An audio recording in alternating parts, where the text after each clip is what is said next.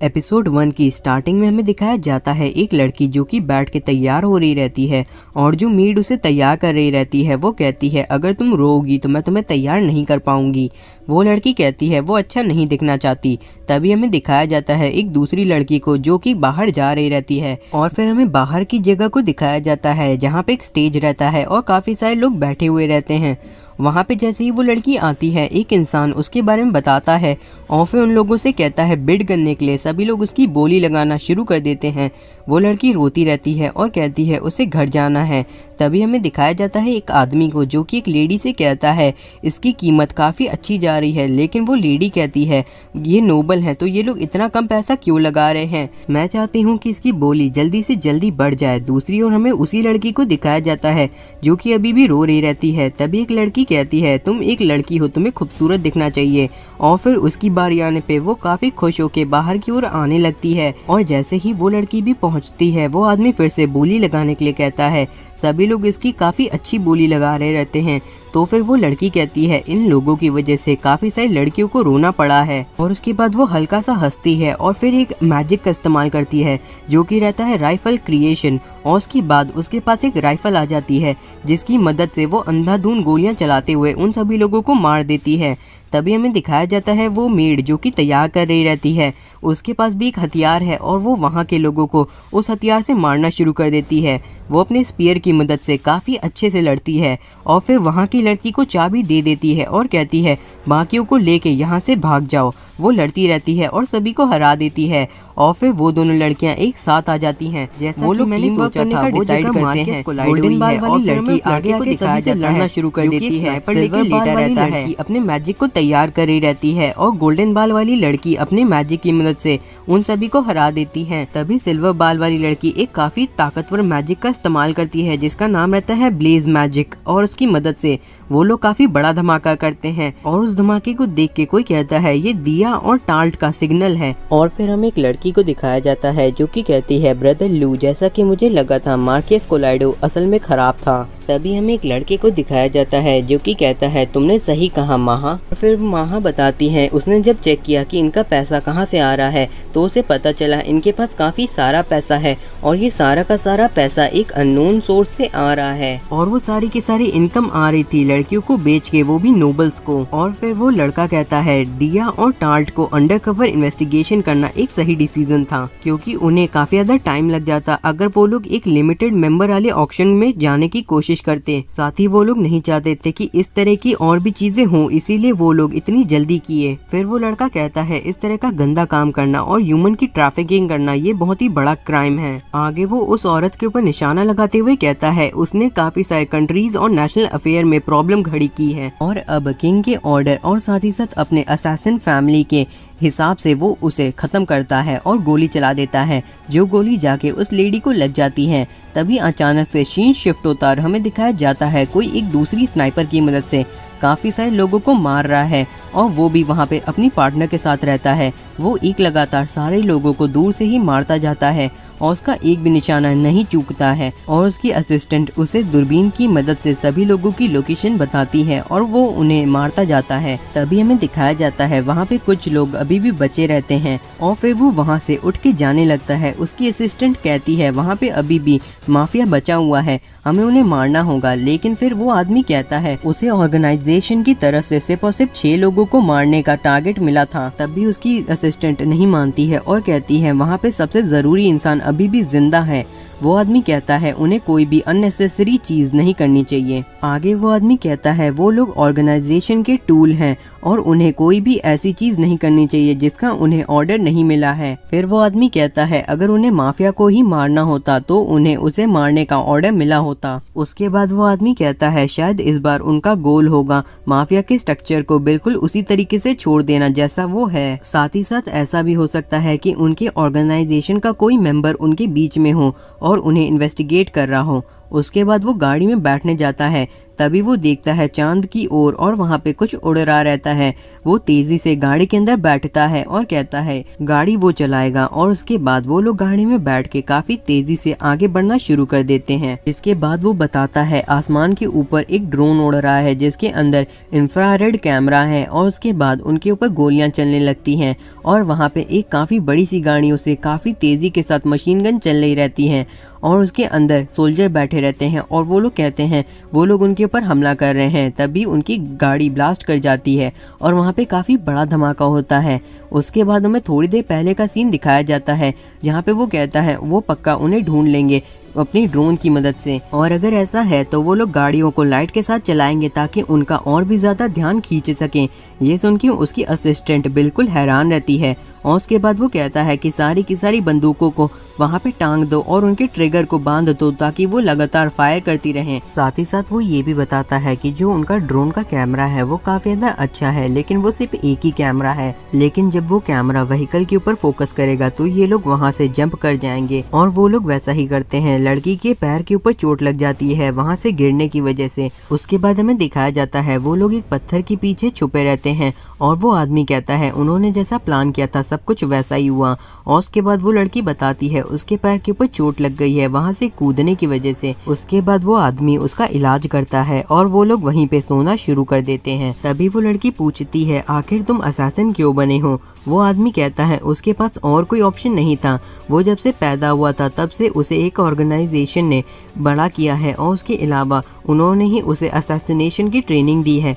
तभी वो लड़की पूछती है क्या तुम इस काम से खुश हो। तो फिर वो आदमी कहता है इससे तुम्हारा क्या मतलब है, वो हमेशा उस ऑर्गेनाइजेशन के अंदर ही रहा और अब से ऑर्गेनाइजेशन ही उसके लिए उसका सब कुछ है। फिर वो आदमी बताता है वो कुछ दिन बाद नए असैसिन को ट्रेनिंग देगा जापान के अंदर। तो फिर वो लड़की कहती है क्या वो कोई असैसिनेशन निंजा ऑर्गेनाइजेशन है। तो फिर वो आदमी कहता है वो वहाँ पे सिर्फ और सिर्फ नए असैसिन को ट्रेन करेगा ताकि उसे उसके जैसे नौसिखिया असिस्टेंट के साथ काम न करना पड़े। और फिर वो लड़की कहती है वो असल में नौसिखिया नहीं है, लेकिन वो आदमी कहता है तुम बिल्कुल एक नौसिखिया जैसी हो। वो लड़की कहती है भले ही उसने अभी भी शुरुआत की है लेकिन वो अभी भी उन सभी से बेहतर है। तभी वो आदमी अचानक से उसके ऊपर बंदूक तान देता है और उसके बाद वो लड़की कहती है आखिर तुम ये क्या कर रहे हो। तो फिर वो आदमी कहता है वो उसके साथ काम कर रहा है, इसका मतलब ये नहीं कि वो उसे नहीं मार सकता और उसे वैसे भी सारे के सारे एविडेंस को खत्म करना है और उसे मारने से सारा काम आसान हो जाएगा। आगे वो आदमी कहता है उसे लगा था कि वो लोग जब तक नहीं भाग जाते तब तक वो उसे अपने साथ रखेगा, लेकिन वो उसके ऊपर सिर्फ और सिर्फ एक बोझ है। फिर वो पूछने लगता है उस लड़की से कि आखिर उन्हें आगे क्या करना चाहिए। आखिर में वो कहता है उसे सिर्फ और सिर्फ उसकी स्किल्स के ऊपर ही भरोसा नहीं करना चाहिए और इसीलिए वो उसे एक नौसिखिया बुला रहा था। उसके बाद वो आदमी वापस से सोना शुरू कर देता है। वो लड़की उसके पर बंदूक तानती है और कहती है मैं तुम्हें गोली मार दूंगी। ये सुन के वो आदमी कहता है अब बहुत हुआ, अब आके सो जाओ। तो फिर वो लड़की कहने लगती है तुमने मुझे अभी भी बताया था कि एक प्रोफेशनल को किसी के ऊपर भी भरोसा नहीं करना चाहिए। तो फिर वो आदमी उठता है और अपने मुट्ठी के अंदर से सारी की सारी बंदूक की गोलियों को निकालता है। ये देख के वो लड़की कहती है आखिर ये तुमने कब किया। वो आदमी कहता है क्या तुम्हें सच में लगा था कि मैं एक लोडेड बंदूक एक ऐसे इंसान को दे दूंगा जिसे मैंने अभी उसी से डराया है। और उसके बाद वो कहने लगता है तुम सच में एक नौसिखिया हो। आगे हमें दिखाया जाता है वो किसी से बात करता है और उसके बाद वो कहता है उसने काम पूरा किया। और फिर वो आदमी कहता है वहाँ पे उसके काम की सारी चीजें रखी हुई हैं और जैसा कि उन्होंने प्लान किया है उन्हें वैसा ही करना है।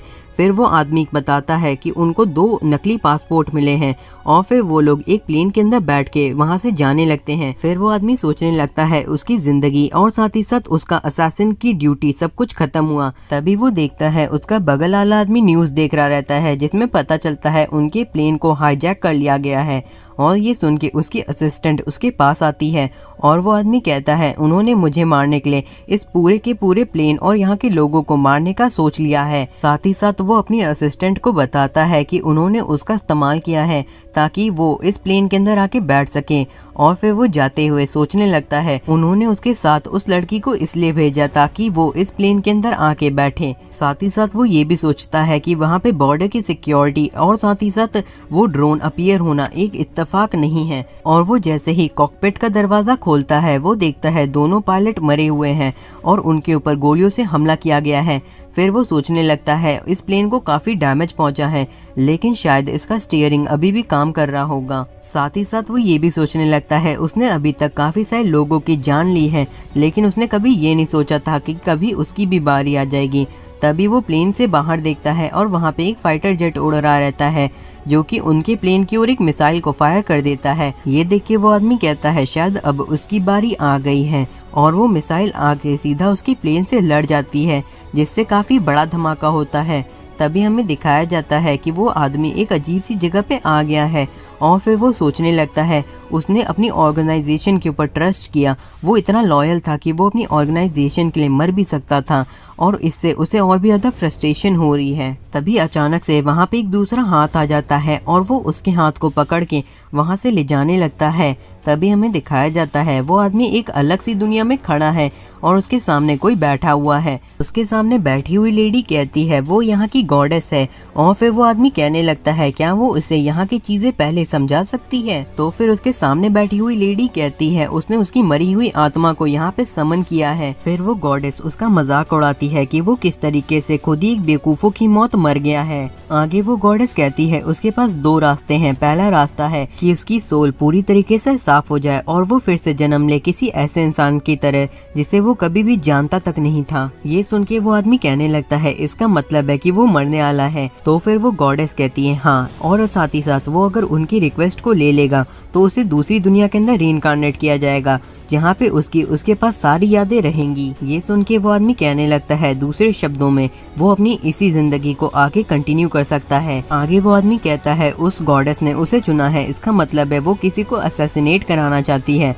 ये सुन के वो गॉडेस कहने लगती है वो काफी खुश है कि वो इतनी जल्दी चीजों को समझ जाता है। आगे वो कहती है तुम दुनिया के सबसे ज्यादा अच्छे असैसिन हो। फिर वो कहती है वो उसे एक ऐसी दुनिया के अंदर रीइंकार्नेट करने वाली है जहाँ पे स्वॉर्ड और मैजिक है, वो एक फैंटेसी वर्ल्ड है, और उसे वहाँ पे जाके वहाँ के हीरो को असैसिनेट कर। वर्ल्ड्स फाइनेस्ट असैसिन के एपिसोड नंबर 2 की स्टार्टिंग में दिखाया जाता है असैसिन को जो कि गॉडेस से पूछता है क्या रीइंकार्नेशन करना इतना ज्यादा आसान होता है। तो फिर गॉडेस कहती है ये सिर्फ एक साइकिल है जिसके अंदर हम लोग उनकी सोल को क्लीन कर देते हैं, और असल में वो कभी भी नहीं मरते हैं, सिर्फ उनकी एक पॉइंट तक की लाइफ खत्म हो जाती है, यानी उनकी सारी यादें या फिर जो भी उनके इमोशन रहते हैं उन्हें हटा देते हैं, और उसके अलावा ये सिर्फ एक तरह का रिसाइकल होता है। तो फिर असैसिन गॉडेस के पास आके कहता है यानी उनकी मेमोरी चली जाती है और उनकी जो पहले की पर्सनालिटी रहती है वो भी डिसअपीयर हो जाती है।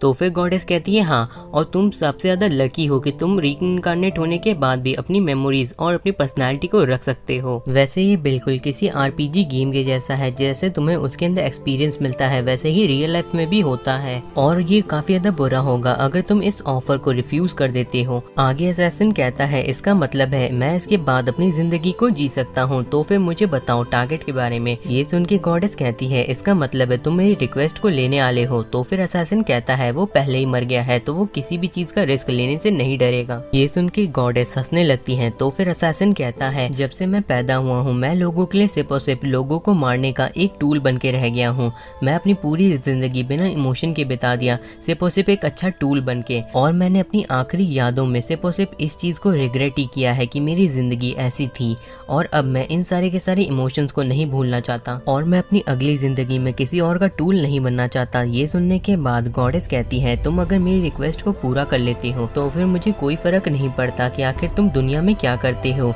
और उसके बाद असैसिन कहता है मुझे नॉलेज दे दो उस वर्ल्ड की, और उसके बाद गॉडेस उसके सर के ऊपर उंगली रखती है और उसके बाद कहती है तुम्हें यहाँ के ब्रेव को खत्म करना है, और तुम्हारी डेडलाइन है 18 साल बाद जब तुम उस दुनिया के अंदर पैदा होगे। फिर गॉडेस उसे दिखाती है मैजिक की फाउंडेशन को, और साथ ही साथ वहाँ के कल्चर, टेक्नोलॉजी, एज, और साथ ही साथ ब्रेव के बारे में चीजों को। ये सारी चीजें देखने के बाद असैसिन कहता है ये ज्यादा डिफरेंट नहीं है जिस वर्ल्ड में मैं रहता था, सिर्फ यहाँ पे एक बड़ा डिफरेंस है कि यहाँ पे मैजिक एग्जिस्ट करता है और यहाँ के लोग थोड़े पुराने जमाने में रह रहे हैं, टेक्नोलॉजी उतनी विकसित नहीं हुई है, और यहाँ के कुछ लोगों के पास इतनी स्ट्रेंथ है कि वो हमारी स्ट्रेंथ को काफी ज्यादा आसानी से हरा सकते हैं। और उसके बाद असैसिन कहने लगता है मुझे नई दुनिया के बारे में सब कुछ पता चल गया है।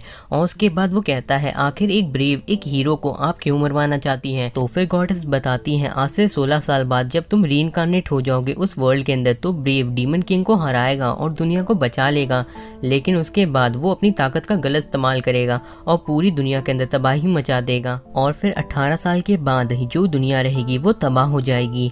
तो इसीलिए तुम्हें वहाँ के ब्रेव को किल करना होगा।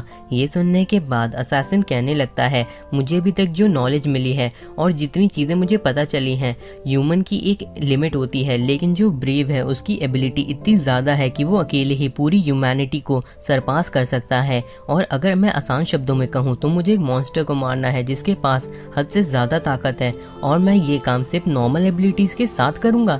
ये सुनने के बाद गॉडेस उसके पास आती हैं और कहती हैं तुम चिंता मत करो, मुझे पता है कि ये काम और कोई नहीं कर सकता, ना एक सोल्जर, ना एक नाइट और ना एक मैजिशियन। ये काम सिर्फ और सिर्फ एक असैसिन कर सकता है। और उसके बाद वो कहने लगती हैं मैंने जैसा सोचा था तुम दुनिया के सबसे फाइनेस्ट असैसिन हो। ये सुनने के बाद असैसिन कहने लगता है मुझे सबसे ज़्यादा ताकत चाहिए, सबसे ज़्यादा एबिलिटी चाहिए।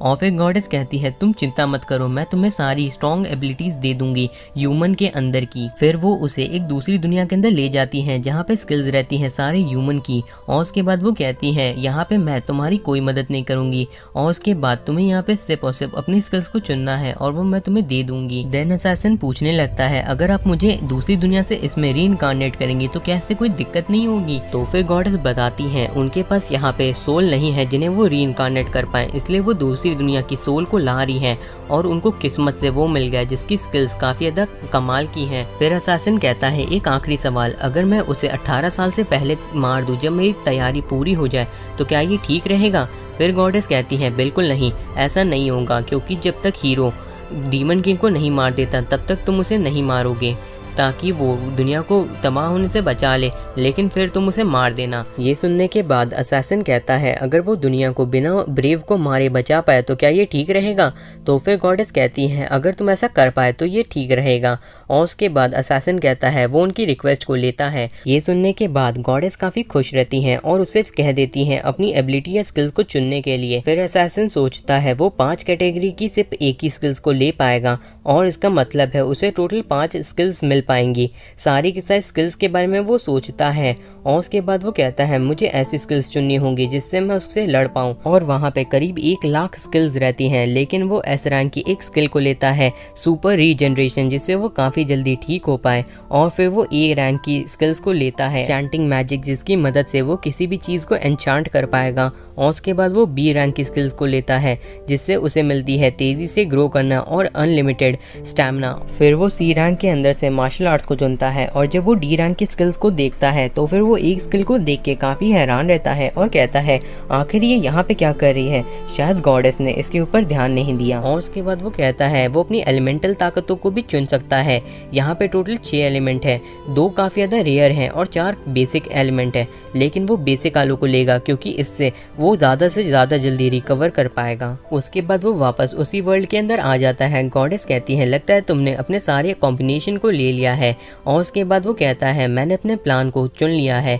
फिर गॉडेस कहती है तुम ह्यूमंस काफ़ी इंटरेस्टिंग होते हो क्योंकि तुमने उन्हीं स्किल्स को लिया है जो सुनने में काफ़ी ज़्यादा ताकतवर लगती हैं। ये सुनने के बाद असैसिन गॉडेस से कहता है वैसे भी मुझे एक मॉन्स्टर को मारना है जिसके पास 30 स्किल्स रहेंगी।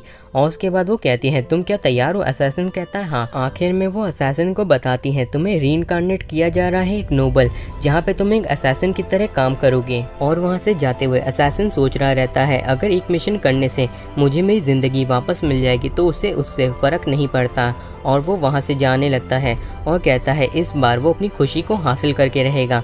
तभी हमें दिखाया जाता है एक लेडी को जो कि कहती हैं ये एक लड़का है। ये सुनने के बाद वहाँ पे एक लेडी लेटी रहती है और वो कहती है क्या सच में? और फिर हमें उसी लेडी को दिखाया जाता है, वो भी असैसिन के पर्सपेक्टिव से, जो कि एक बच्चा रहता है। और उसके बाद उनका हस्बैंड कहता है इसका नाम हम लोग ल्यूग रखेंगे। फिर वो बच्चे के पास आके उसे सहलाने लगते हैं और उसके बाद वो कहते हैं सियान हमें इसे असैसिन की लेसन्स देने होंगे। ये सुनने के बाद वो लेडी काफ़ी नाराज़ हो जाती हैं और कहती हैं उन्हें डर लग रहा है कि कहीं वो रूफ की तरह इसे भी ना खो दें। लेकिन फिर फिर उसके फादर कहते हैं वो ऐसा कभी नहीं होने देंगे और अगर उन्हें इसे बचाए रखना है तो उन्हें इसे ताकतवर बनाना होगा। तभी ल्यूक अपनी आंखें खोलता है और कहता है उनके फादर का नाम है सियान और उसकी मदर का नाम है एस्ली। देन वो कहता है वो एल्वन किंगडम की असैसिन नोबल फैमिली के अंदर रीइंकार्नेट हुआ है।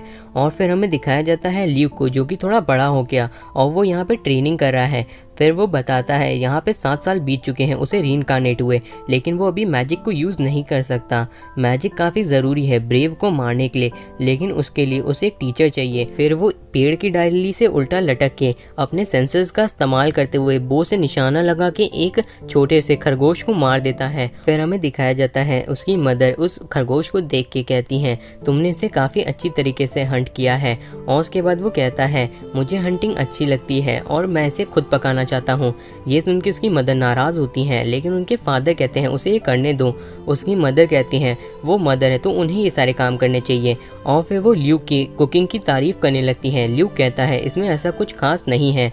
और फिर ल्यूक कहने लगता है उसे ज़्यादा से ज़्यादा मीट या प्रोटीन चाहिए ताकि उसकी बॉडी और साथ ही साथ मसल्स बोन्स सब कुछ अच्छे से ग्रो कर पाए। और फिर उसकी मदर उसके खाने को खा के काफ़ी खुश होती हैं। और उसके फादर कहते हैं ल्यूक सच में एक काफ़ी जीनियस बच्चा है, वो काफ़ी अच्छी कुकिंग कर लेता है। फिर वो सोचने लगता है उसने ये सही चीज़ें कभी एक्सपीरियंस नहीं की थी अपनी पुरानी ज़िंदगी में। उसकी मदर काफ़ी ज़्यादा अच्छी हैं और उसके फादर का जो पब्लिक के लिए चेहरा है वो काफ़ी अच्छा है। लेकिन और तभी उसके फादर कहते हैं चलो हम लोग चलते हैं ट्रेनिंग ग्राउंड के लिए। ल्यूक वहाँ पे लाइट जलाते हुए आ जाता है जो कि एक बेसमेंट रहता है। वहाँ पे उसके फादर उससे कहते हैं अपने कपड़े उतारने के लिए और फिर वो उसकी बॉडी के मसल्स और साथ ही साथ बोन को चेक करने लगते हैं। फिर ल्यूक बताता है उसके फादर काफ़ी ज़्यादा अच्छे डॉक्टर हैं एल्वन किंगडम के अंदर और वो यहाँ के नोबल्स को ट्रीटमेंट देते हैं। आगे ल्यूक कहता है वो लोग यहाँ पे डेथ और लाइफ को कंट्रोल करते हैं और किंगडम को सपोर्ट करते हैं। साथ ही साथ वो बताता है वो अपने फादर के साथ ट्रेनिंग करता है ताकि वो ब्रेव को असैसिनेट कर पाए और उसके फादर ने उसे मेडिकल और साथ ही साथ असैसिनेशन की ट्रेनिंग दी है। उसके बाद ल्यूक के फादर कहने लगते हैं तुम काफ़ी जल्दी ग्रो कर रहे हो और तुम्हारा जो रेट है ठीक होने का वो भी काफ़ी अच्छा है। मेरे ख्याल से तुम्हारा स्टैमिना काफ़ी होगा एक सर्जरी के लिए। फिर वो अपनी आंखों को दिखाते हैं और कहते हैं ये हमारी फैमिली का एक सीक्रेट है। फिर वो बताते हैं इन आंखों को एनहांस किया गया है जिससे ये मैजिकल पावर और साथ ही साथ अलग अलग चीज़ों को सेंस कर सकते हैं। फिर वो कहते हैं क्या तुम्हें इस सर्जरी से डर लग रहा है? ल्यूक कहता है उसे अपने फादर पे भरोसा है और ये सुन के उसके फादर खुश हो जाते हैं। फिर ल्यूक की आंखों पे पट्टी बंधी रहती है और उसकी मदर उसे खाना खिला रही रहती हैं और फिर वो ल्यूक को थोड़ा सा परेशान करने लगती हैं। ल्यूक देखता है उसके फादर आ गए तो वो वहाँ पे चला जाता है। उसके बाद ल्यूक के फादर कहते हैं भले ही तुम काफ़ी अच्छे हो लेकिन तुम अभी भी असैसिनेशन की स्किल्स को सीख रहे हो। आगे वो ल्यूक से कहते हैं पट्टी निकालने का वक्त आ गया और वो पट्टी को हटा देते हैं। ल्यूक अपनी आंखें खोलता है और वहाँ के नज़ारे को देख के काफ़ी खुश हो जाता है और फिर वो अपनी आंखों से फोकस करने की कोशिश करता है और वो पानी के अंदर की मछलियों को भी देख पा रहा था और उसके सेंसेस काफ़ी ज़्यादा तेज़ हो चुके थे। उसके बाद वो अपने फादर के अंदर के मैजिक को देखने की कोशिश करता है और उसे सब कुछ बिल्कुल साफ दिखाई दे रहा था। उसके बाद ल्यूक कहने लगता है मैं तुम्हें ये सारी चीज़ें सिखाऊंगा क्योंकि तुम्हें ये चीज़ें अपने बच्चों को भी कभी ना कभी करनी होगी। और फिर वो ल्यूक से कहने लगते हैं तुम्हारे लिए टीचर मिल गया है और तुम उसके सामने अच्छी तरीके से बिहेव करना। ये सुन के ल्यूक काफ़ी खुश रहता है। अगले सीन में हमें दिखाया जाता है उसकी मम्मी किसी चीज़ को क्यूट कह रही रहती है और सामने ल्यूक खड़ा रहता है जिसने अजीब से लड़कियों जैसे कपड़े पहने थे। फिर वो कहने लगता है वो ऐसे कपड़े में अपने टीचर से नहीं मिलेगा। उसकी मदर उसे इमोशनल ब्लैकमेल करती हैं और फिर ल्यूक मान जाता है। वो अपने फादर के साथ खड़ा रहता है अपने टीचर के इंतज़ार में। तभी वहाँ पे एक बगी आती है और उसके अंदर से एक लड़की निकलती है। उसे देख के ल्यूक अपने मन में सोचता है ये तो एक बच्ची है। उस लड़की को देख के उसके फादर कहने लगते हैं तुम काफ़ी बिजी हो लेकिन यहाँ पे आने के लिए तुम्हारा शुक्रिया।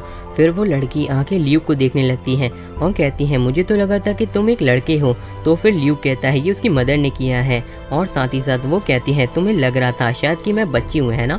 और फिर वो फ्लेम मैजिक को कास्ट करती है जो कि काफ़ी ताकतवर रहता है और फिर वो बताती है वो स्वेगियल किंगडम के टॉप 5 मैजिशियंस में से एक है।